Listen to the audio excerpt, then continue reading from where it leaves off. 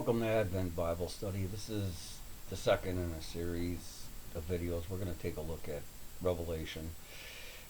First, we took a look at the whore here, the harlot, in Revelation 17, and saw how the Bible, in verse 18, actually identifies that whore as the great city, which is has dominion over the kings of the earth, which is identified as Babylon.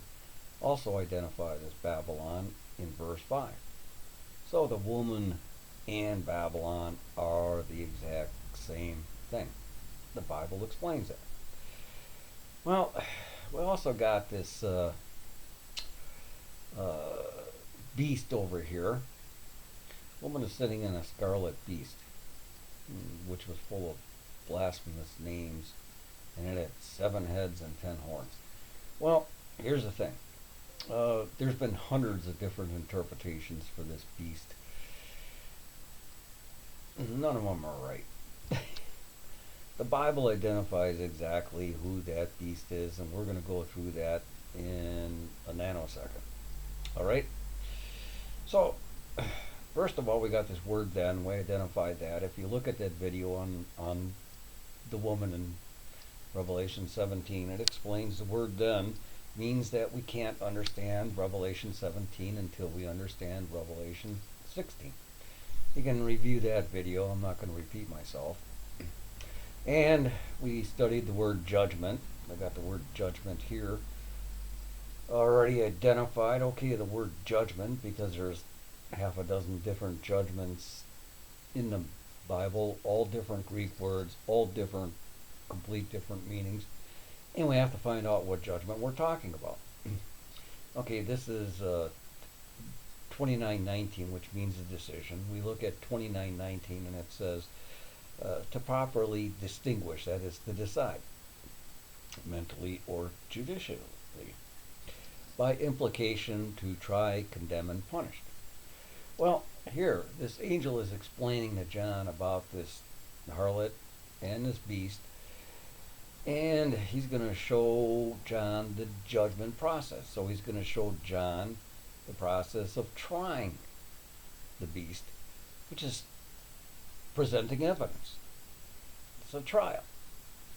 So the angel is going to show how God is going to accumulate and look at the evidence against this beast. And of course, the beast is going to be condemned. In other words, a sentence is going to be pronounced upon the beast. And then, of course, we run into the third phase, and it's punished. And basically, we have to, when we interpret Revelation 17, 18, and 19, we have to realize that these 3 different phases are being discussed. Alright? So we have to put it in the proper phase. We're going to understand any of this stuff. So, we've got this beast.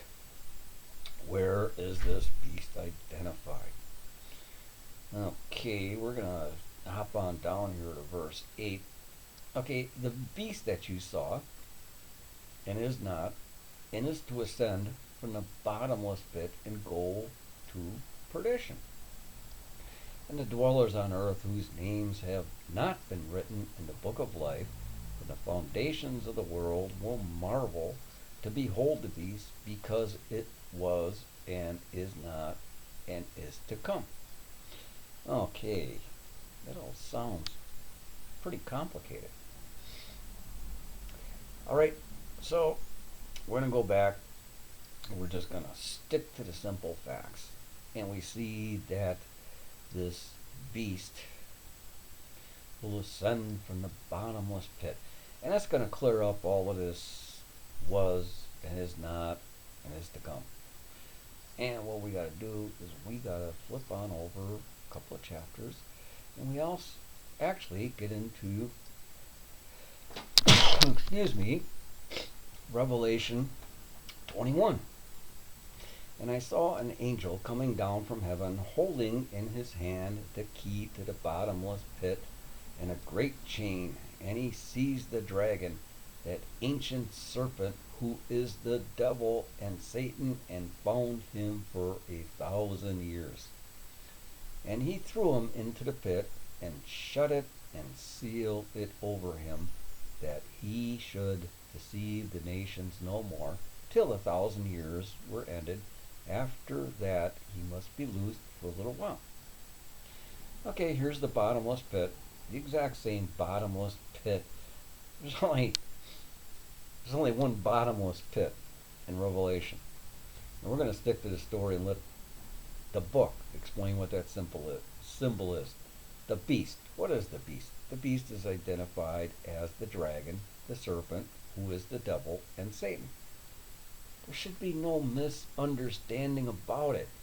This beast is not some world entity, any world power, bunch of countries coming together and all this other stuff. I mean, it just doesn't fit the story.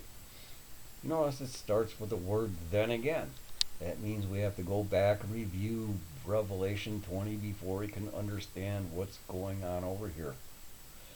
So we just got to stick to the Bible. That beast is the devil, plain and simple. Shouldn't be any arguments about it. It's here, black and white, written in the Bible. And I got no idea why a bunch of people got to come up with a bunch of other stories, but I can explain that in a second. You got another extra minute? I want to hang on here because we're going to go into, and this is getting into a little bit of the explanation of the woman in Babylon. Well, the woman is riding the beast. And that's kind of a mystery too. We got to look at that. Well, why is this woman or Babylon, a city, physical city, and a spiritual city, riding on top of the devil? Okay, we'd have to get into that in another study and take a look at it. But the kings of the earth who committed fornication, and the merchants of the earth with all their gold and silver and all this wine and oil and fine flour and everything. This is explaining all. This is what the devil introduced to this world. The commerce system, the monetary system. We're not going to have money in heaven. This is all the devil's invention, and this is the way he wants to run the world and control people in the world with money. And this is part of the. It is the devil. And it ends with slaves, that is human souls. He even trades in slaves and human souls. So, this is it. The woman deals in all this stuff. And she's riding on the devil, which is introduced this commerce system to the world. So we got a lot of stuff to think about, and this is just beginning to touch the subject, but hit the subscribe button. And I'm going to be putting videos out. I'm going to go through the sequence. It's actually the entire sequence up to the end of the earth. It's clearly written in the Bible. I follow these little steps over here that directs me on where to look. After this, okay, look at the previous chapter and put it all together just the way it was written in the Bible. And then we just got to pay attention to, like in 17, this is an angel explaining to John exactly what he saw. So the angel backs up a little bit in history and explains things so John can understand it and go out and start telling the world.